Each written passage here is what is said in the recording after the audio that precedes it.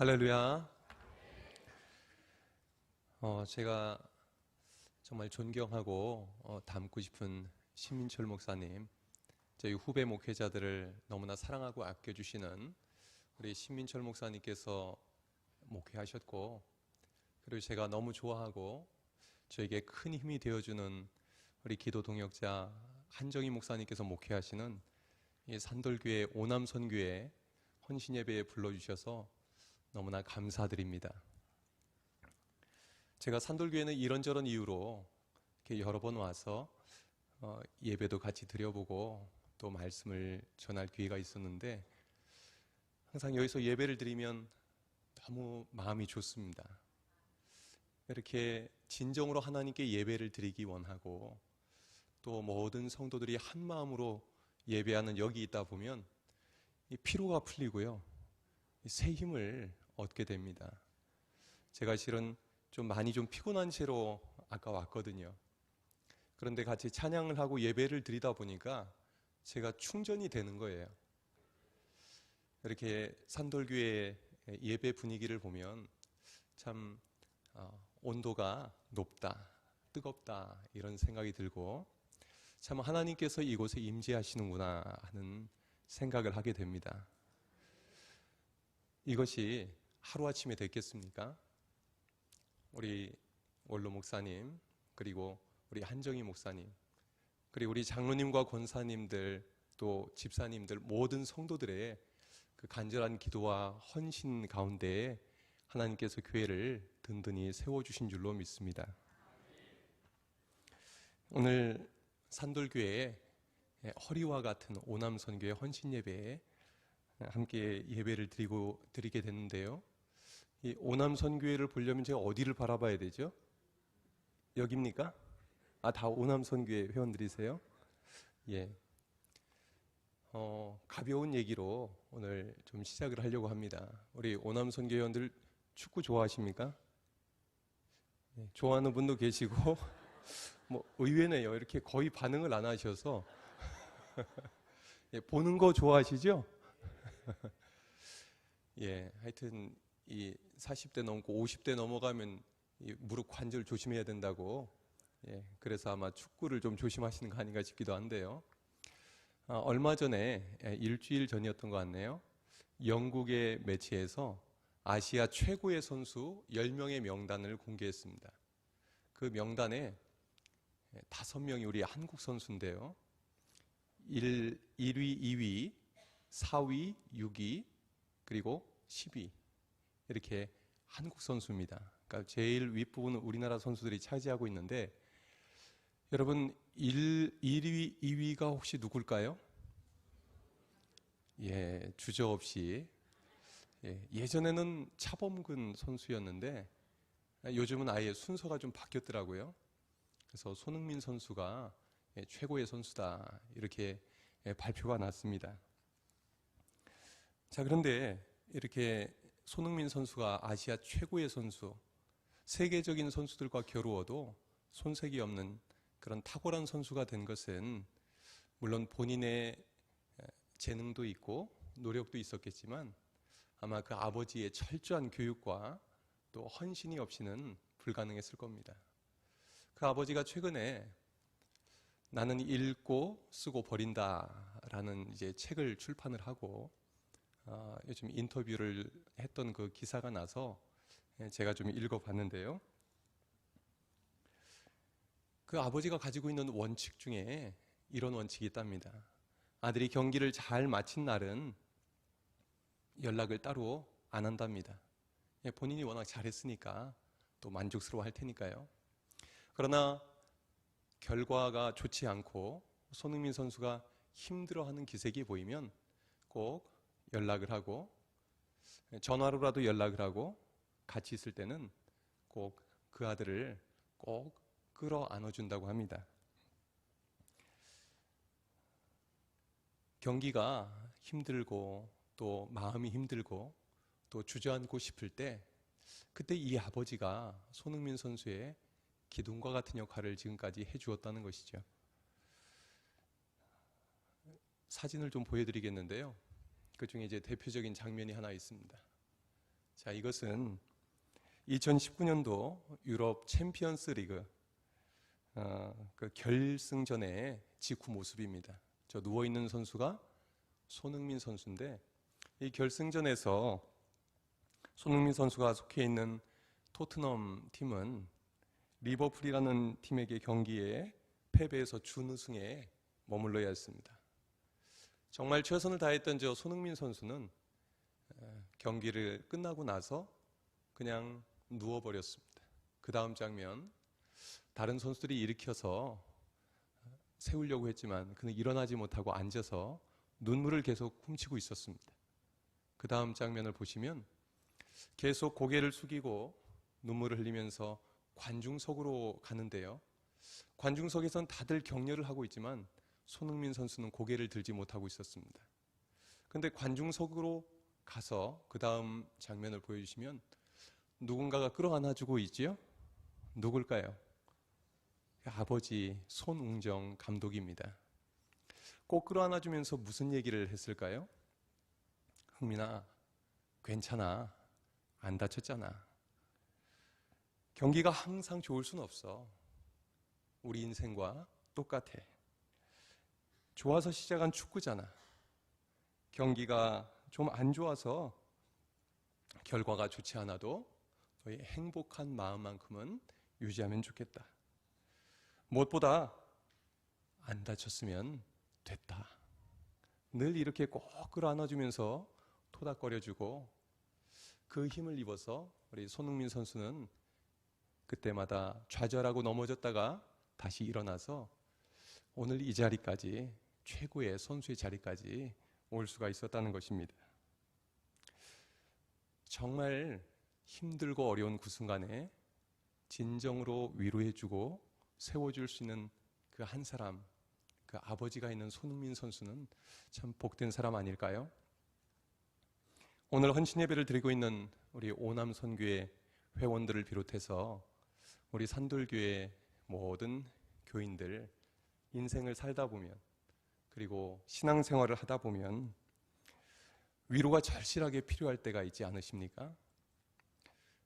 그럴 때 우리는 어디에서 누구에게 위로를 받으면 좋을까요? 오늘 위로하고 품어주는 공동체라는 제목으로 우리 오남 선교회 헌신 예배에 말씀을 나누고자 합니다. 첫 번째로 서로 위로해주는 공동체가 되라 말씀합니다. 우리 1절, 2절 1절만 읽겠습니다. 시작. 너희의 하나님이 이르시되 너희는 위로하라. 내 백성을 위로하라. 아멘. 여기서 말하는 너희는 누구를 말할까요? 구체적으로 누구라고 명시되어 있지는 않지만 좋은 소식, 복된 소식을 전하는 자들이라고 할 수가 있겠습니다. 이들은 하나님께 복된 소식을 먼저 듣고 전하는 자들입니다. 그들에게 하나님께서 말씀하십니다. 너희는 위로하라. 내 백성을 위로하라. 이 반복해서 위로하라고 말씀하시는 걸 보면 지금 이스라엘 백성들이 위로가 절실하게 필요한 상황이라는 것을 짐작할 수가 있습니다. 이사야서 40장을 기준으로 내용이 전혀 다른데요. 이사야 1장부터 39장까지는 하나님 말씀에 불순종하면서 우상을 숭배하던 이스라엘 백성들이, 그리고 이방 민족들이 하나님으로 더 무서운 심판을 받는 내용입니다. 앞으로 심판을 이루시겠다는 경고의 말씀인 것이죠. 그리고 이사야 40장부터는 전혀 다른 분위기의 말씀이 선포가 됩니다. 이미 나라를 빼앗기고 유다 왕국과 예루살렘 성전은 폐허가 되고 이스라엘 백성들은 포로로 끌려간 상태를 전제로 말씀합니다. 오늘 본문은 끝이 보이지 않는 그 고통과 절망감과 두려움 속에 살고 있는 바벨론 포로들에게 하나님께서 전달하라고 하시는 말씀입니다. 가장 힘들고 어려운 시기에 가장 위로가 필요했던 그 시기에 하나님은 이사야 선지자를 통해서 미래에 하나님께서 행하실 회복의 역사에 대해 말씀을 선포합니다. 하나님은 앞으로 포로들을 해방시키실 것이고 무너진 유다 왕국을 다시 일으켜 세울 것이라고 말씀합니다. 지금 유다 왕국이 멸망당한 것은 아니지만 풍전등화와 같은 그 위기 가운데 있었고 앞으로 멸망할 것이라고 말씀이 이미 선포된 이유였던 것입니다. 그런데 그때 하나님은 어떤 말씀을 전하게 하십니까? 너희는 위로하라. 내 백성을 위로하라. 서로가 서로에게 위로자가 되어주라는 것입니다. 어떻게 위로하라는 것입니까? 견딜 수 없는 이 포로 생활의 고통 가운데 있는 이들에게 어떻게 해야 위로가 될까요? 잘 참아라. 이런 말이 위로가 될까요? 참다 보면 좋은 날 올 거야. 이런 말이 위로가 될까요? 고난을 겪는 사람들에게 위로하겠다고 한 말이 위로는커녕 상처가 될 때가 많은 것 같습니다. 왜 그럴까요? 전혀 도움이 되지 않는 말, 상대방의 아픔을 조금도 공감해 주지 못하는 말, 그리고 때로는 차라리 말하지 않는 게 좋은 말을 우리가 위로한답시고 하는 경우가 종종 있기 때문입니다. 우리는 마음 아픈 사연에 장례식에 가든지 불의의 사고나 질병으로 입원한 환자들에게 병문안을 가든지 또 고통 속에 있는 교인들을 만나든지 간에 되도록이면 말을 아끼는 것이 좋습니다. 정말 공감이 되고 위로가 될 만한 말이 떠오르지 않는다면 그냥 조용히 손잡아주고 눈을 맞춰주고 많이 힘드시죠? 제가 기도하고 있습니다. 그것만으로 충분한 위로를 줄 수가 있는 것입니다.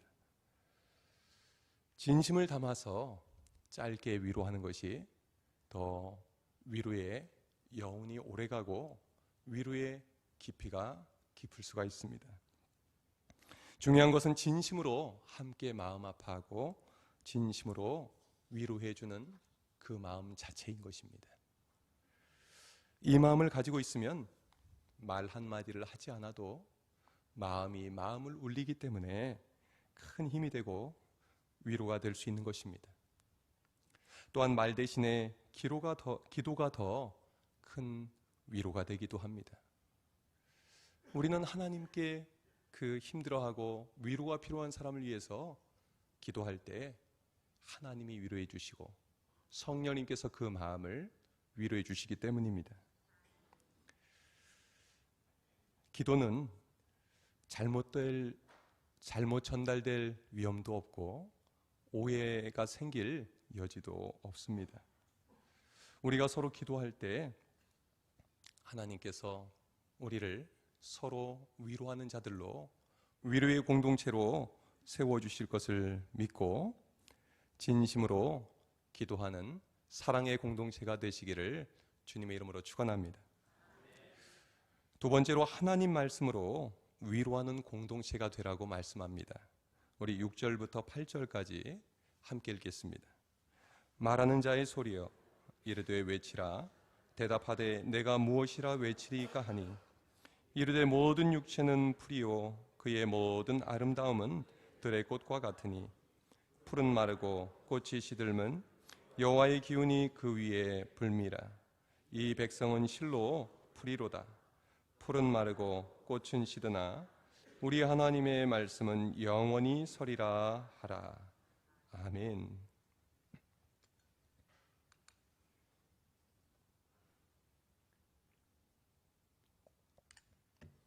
8절에서 풀은 마르고 꽃은 시드나 우리 하나님의 말씀은 영원히 서리라 하라 말씀합니다.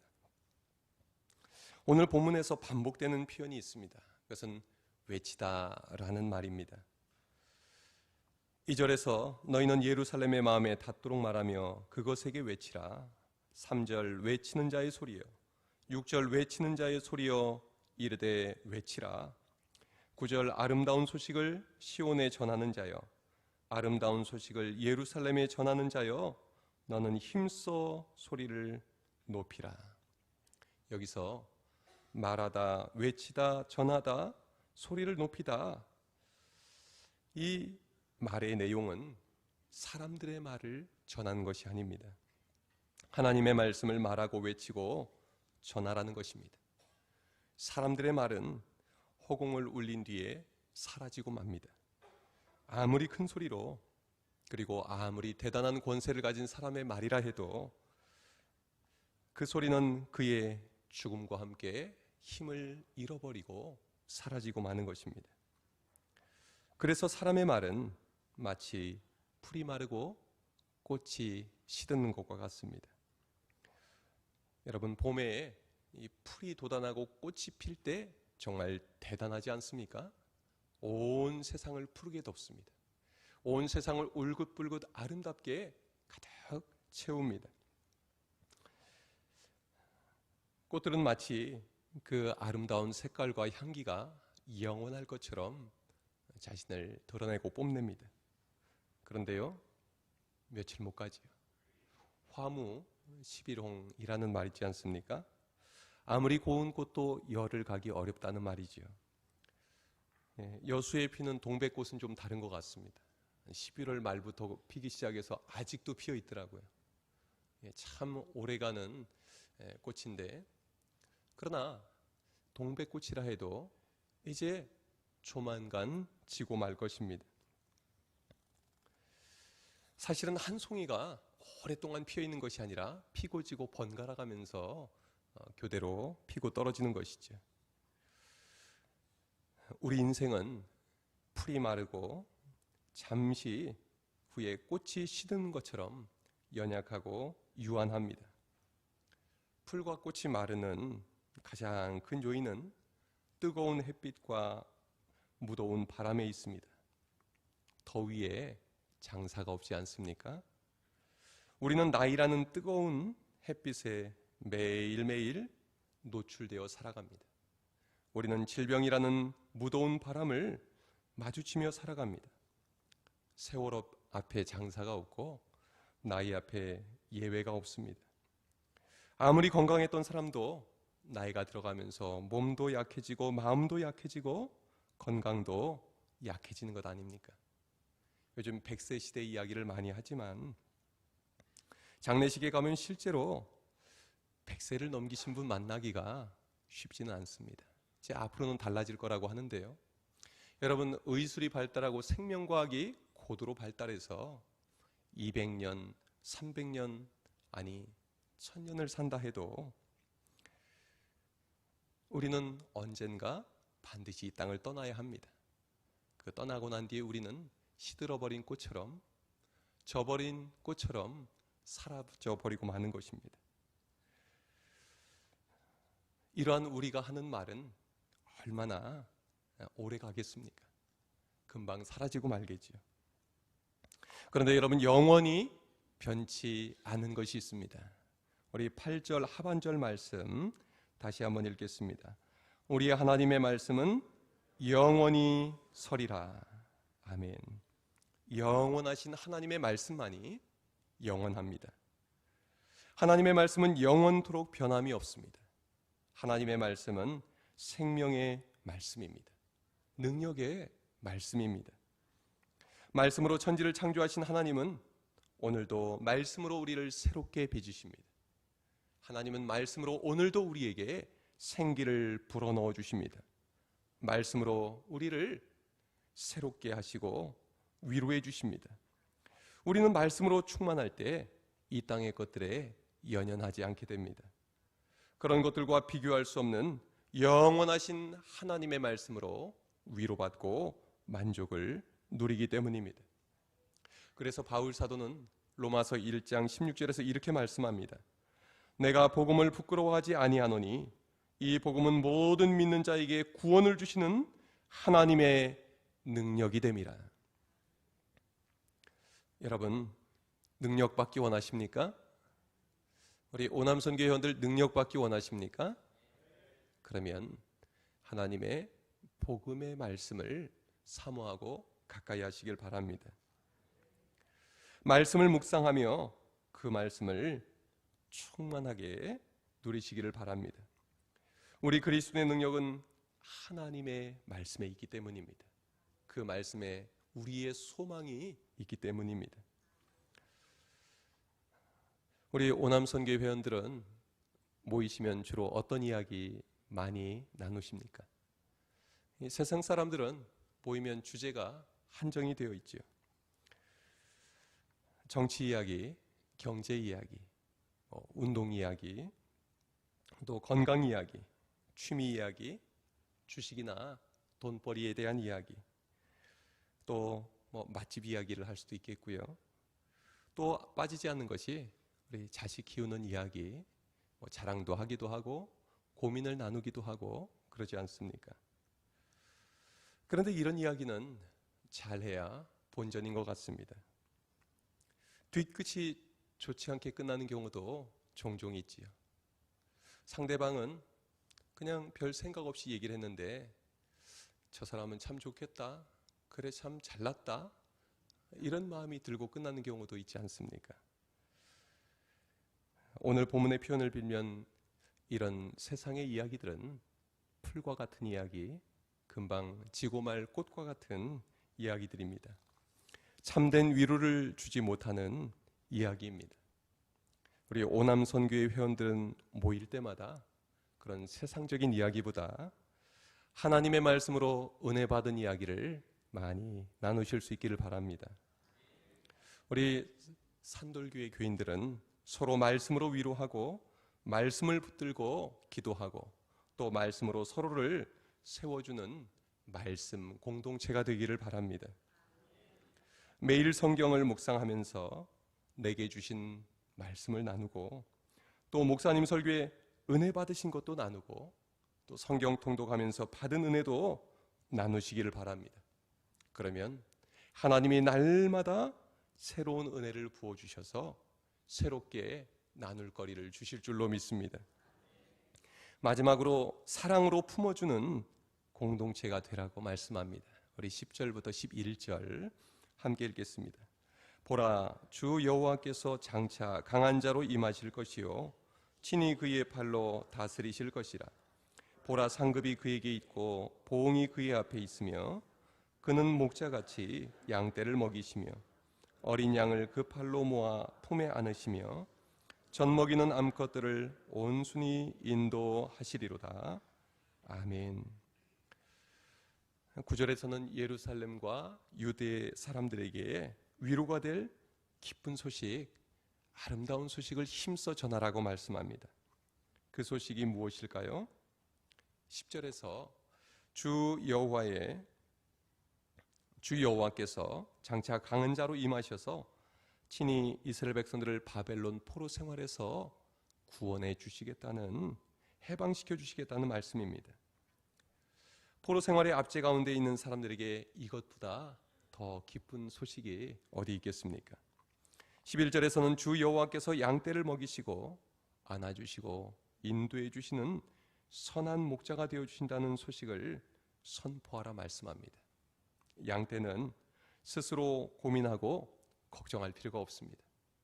선한 목자, 이 목자만 잘 만나면 그 목자가 모든 것을 해결해 줍니다. 목자가 먹여주고 목자가 재워주고 목자가 길을 안내해주고 양이 병들면 목자가 고쳐주고 사나운 짐승이 양에게 달려들면 목자가 물리쳐줍니다. 그러므로 양들에게 선한 목자는 모든 것을 의미합니다. 이 이야기가 다윗이 쓴 시편 23편에 잘 그려져 있습니다. 여호와는 나의 목자시니 내게 부족함이 없으리로다. 양과 목자의 관계를 너무나도 잘 이해하고 있는 이스라엘 백성들에게 하나님이 목자가 되어주신다, 이것보다 더 기쁜 소식은 없는 것입니다. 그런데 이 약속의 말씀, 이사야를 통해서 이스라엘 백성들에게 주셨던 이 약속의 말씀이 어떻게 실현이 됩니까? 하나님의 아들이신 예수님, 말씀이신 예수님이 육신을 입고 이 땅에 오심으로 실현이 됩니다. 잃어버린 영혼들을 찾아 예수님이 친히 이 땅에 오셨습니다. 예수님께서 우리를 결박하고 있는 죄와 사망의 권세가 다스리시는 이 세상 속으로 들어오셨습니다. 그리고 십자가에 달려 죽으시고 다시 사심으로 말미암아 이 세상 모든 사람들을 결박하고 있는 죄와 사망의 권세를 깨뜨리셨습니다. 그리고 예수님은 진정한 위로가 필요한 사람들을 찾아다니셨습니다. 병든 사람, 귀신 들린 사람, 연약한 사람, 소외된 사람, 죄인들과 세리들까지도 찾아가셨습니다. 그리고 그들의 친구가 되어주셨습니다. 목자 잃은 양 같은 그들을 불쌍히 여기시고 그들의 선한 목자가 되어주셨습니다. 진정한 위로가 필요한 그들에게 위로의 말만 하신 것이 아니라 자신의 생명을 내어주심으로 영원한 생명을 주셨습니다. 아버지께 받은 사랑을 그들에게 쏟아 부어주셨습니다. 천국의 삶을 이 땅에서부터 누리게 해주셨고 그 삶을 천국에 가 영원토록 누리게 해주신 것입니다. 그는 목자같이 양떼를 먹이시며 어린 양을 그 팔로 모아 품에 안으시며 젖 먹이는 암컷들을 온순히 인도하시리로다. 양떼를 먹이시고 어린 양을 팔로 품에 안으시며, 이것이 바로 예수님이 이 땅에서 하신 일입니다. 어린 양은 연약한 양을 말합니다. 경험도 없고 분별력도 없는 양입니다. 어린 양은 기여하는 것은 없으면서 손이 가장 많이 가는 양입니다. 생산은 못하면서 소비만 하는 양입니다. 그런데 예수님은 그런 연약한 양일수록 더 사랑해 주시고 더 귀하게 돌봐주셨습니다. 이제는 연약한 양을 돌보는 사명을 주님이 제자들에게 맡겨주셨습니다. 요한복음 21장에서 예수님은 자신을 3번이나 배반한 베드로에게 찾아가셨습니다. 그리고 그를 친히 먹여주시고 사랑으로 품어주시면서 3번이나 당부하십니다. 네가 나를 사랑하느냐? 그러면 내 어린 양을 먹이라. 내 양을 치라. 내 양을 먹이라. 예수님이 제일 먼저 부탁하신 양이 어떤 양입니까? 어린 양입니다. 가장 약한 양을 가장 먼저 가장 많이 사랑해 달라고 부탁하신 것입니다. 우리 오남선교회 회원 여러분, 오남선교회에 속한 우리 산돌 교인들 중에 가장 어린 양, 가장 약한 양은 누구일까요? 우리 주님이 그 양을 우리 오남선교회 회원들에게 맡겨주신 것입니다. 그 양을 품에 안고 그 양을 위해 기도하고 그 양이 일어설 수 있도록, 그 양이 자라날 수 있도록 그 양을 품어주고 그 양을 이끌어 달라고 부탁하신 것입니다. 마지막으로 저희 집 이야기를 하고 마치겠습니다. 저희 집 막내 딸이 동물을 아주 좋아합니다. 그래서 개도 키우고 싶고 고양이도 키우고 싶고 키우고 싶은 동물들을 여러 번 얘기했는데 워낙 손도 많이 가고 또 비용도 많이 들고 해서 엄두가 나지 않아서 몇 년 전에 모란앵무라는 작은 새 2마리를 사줬습니다. 혹시 모란앵무라고 들어보셨습니까? 참새보다 조금 더 큰 그런 새인데요. 색깔이 알록달록 아주 예쁜 새입니다. 그런데 그 새가 작년에 알을 3개 낳았습니다. 그래서 어미가 이렇게 잘 품더니 새끼가 3마리가 태어났습니다. 그래서 순식간에 저희 집은 새를 5마리 키우게 됐습니다. 그런데 올 3월에 그 어미새가 다시 알을 3개를 더 낳았습니다. 일주일 뒤에 보니까 3개를 더 낳았습니다. 그래서 알을 6개를 낳은 겁니다. 어미새가 그 알을 잘 품고 있더니 3마리가 태어났습니다. 자, 그 사진 한번 보여주실래요? 자, 이렇게 6개 알이 있었는데 3마리가 태어났습니다. 그 다음, 자, 이렇게 잘 보이지 않으시겠지만 알이 3개 보이죠? 예, 나머지 이렇게 서로 뒤섞여 있지만 새끼가 3마리가 태어났습니다.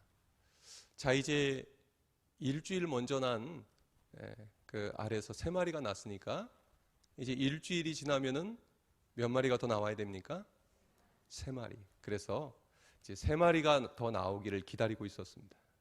일주일이 지나고 2주일이 더 지나고 3주일이 지났지만 나왔을까요? 안 나왔을까요?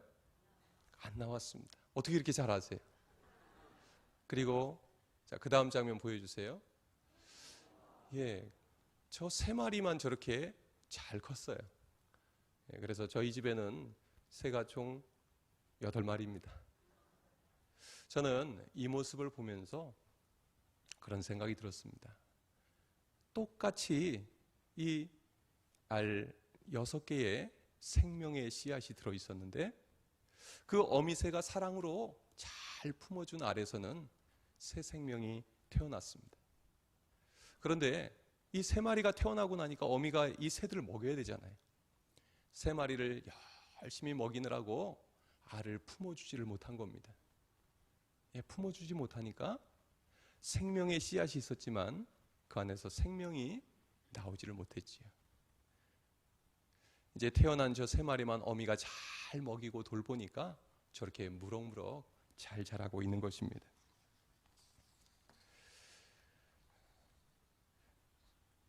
여러분, 저는 여기에서 구원의 원리, 믿음의 원리를 생각해 보게 되었습니다.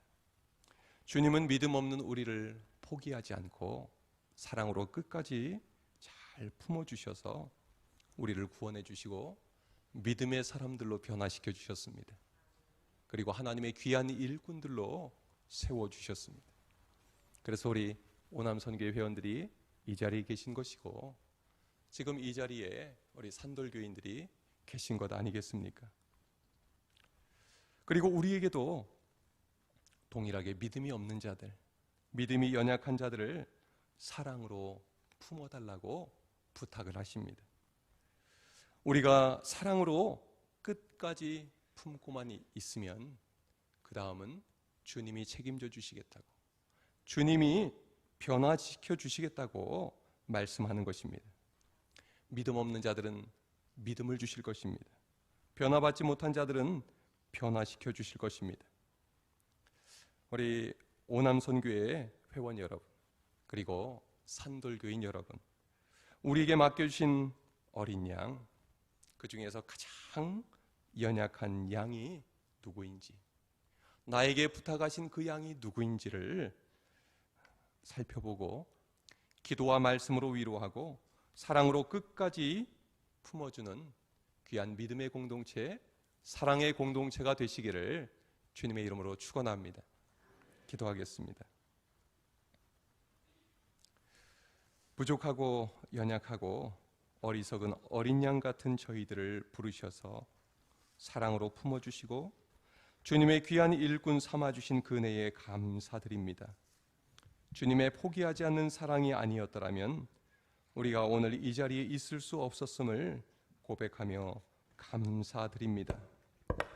이 귀한 사랑을 주님께 받았으니 우리도 서로 위로하고 품어주는 귀한 믿음의 오남 공동체, 산돌 공동체 되게 하여 주시옵소서. 예수님의 이름으로 기도하옵나이다. 아멘.